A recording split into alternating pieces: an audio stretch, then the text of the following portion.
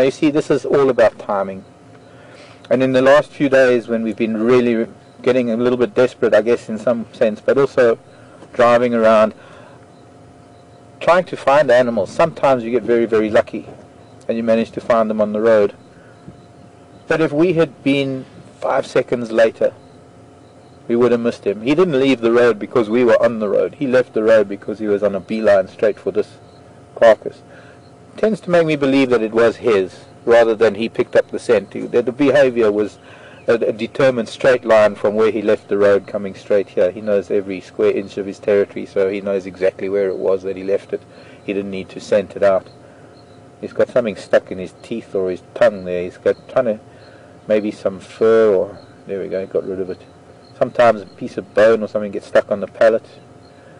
That's something stuck on his tongue. It's like a piece of skin or...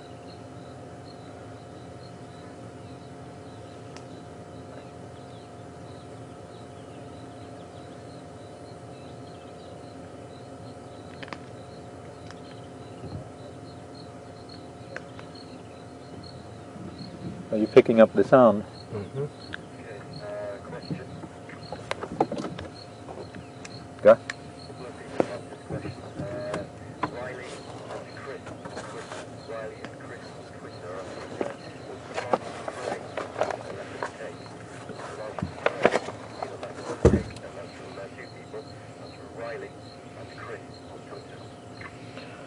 Riley and Chris both sending a question on Twitter, asking me what's the largest prey I've ever seen a leopard take. You won't believe it, but baby giraffe. And unfortunately I didn't see him take it. This was a very big leopard, probably about the same size as Mbula. It was up in East Africa in a game reserve known as the Selous Game Reserve, named after Frederick Courtney Selous. And I was doing overnight walking trails, and on our first morning, actually, we started the morning following a pack of 5 dogs on the hunt, and then we followed them for a while when they went to meet up with the pups. And then when we left the dogs, we crossed over a little ridge and dropped down into a little drainage, not really a drainage line, but a floodplain area, and there was a giraffe, a baby giraffe, about 20 feet up a tree in what is known as Terminalia spinosa, the spiny terminalia, or the spiny cluster leaf. And I couldn't believe it. And as we were approaching, the leopard saw us, and being on foot, and being a very remote area, he obviously didn't like humans. He jumped down and disappeared. And later on, when we came back past there was a young female in the tree eating on the carcass. And while we were standing watching her, there was a lioness coming up the floodplain. It was one of the most incredible walks I've ever done.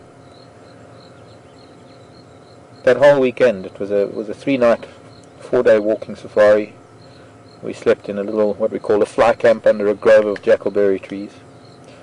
But anyways, baby zebra, I've got a leopard at home that has taken baby zebra into marula trees, and young wildebeest. I've known leopard to take young wildebeest. Then again, there's also perhaps even more of a fight than a young wildebeest or a young zebra, or even, for that matter, a young giraffe. One of the most impressive, not necessarily biggest, but one of the most impressive. And I've seen it on numerous occasions with a couple of different leopards. One was a leopard by the name of... I'll think of it, it's just slipped my tongue. Mbombi, his name was. Mbombi. He was born in Londolozi I knew him when he was 11 years old, and that was in 1996. So he was probably born around 1995. He was a professional warthog hunter. And I saw him take out some very, very big warthog boars. And, well, even a medium-sized warthog is far more of a fight than a baby giraffe or a baby zebra. And then there was a leopard down in the Sabi sand, lower Sabi sand, and down on the Sabi River. Once again, loved warthog.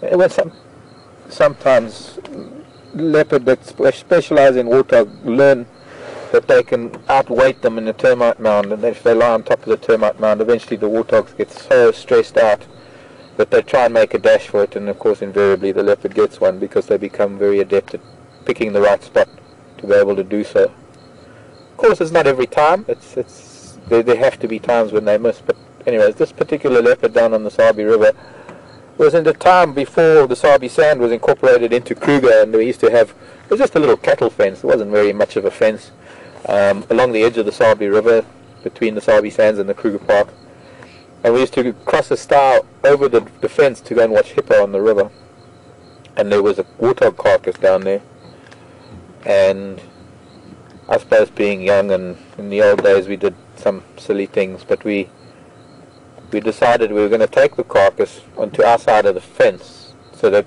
when he came back for it we'd be able to watch him.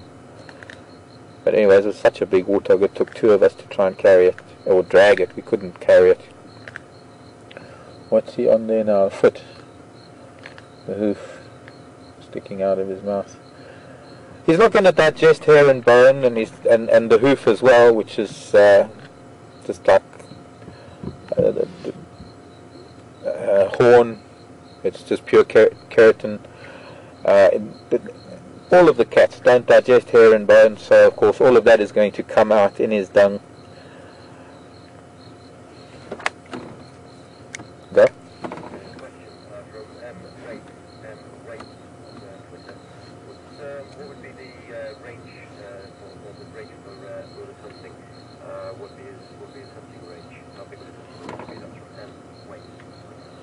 A Twitter question from M. Waite came in, wanting to know what sort of hunting range or what sort of area he would cover in his hunting. Well, it would all be within his territory. I doubt whether he would hunt outside his territory. My guess is for a big male leopard in this part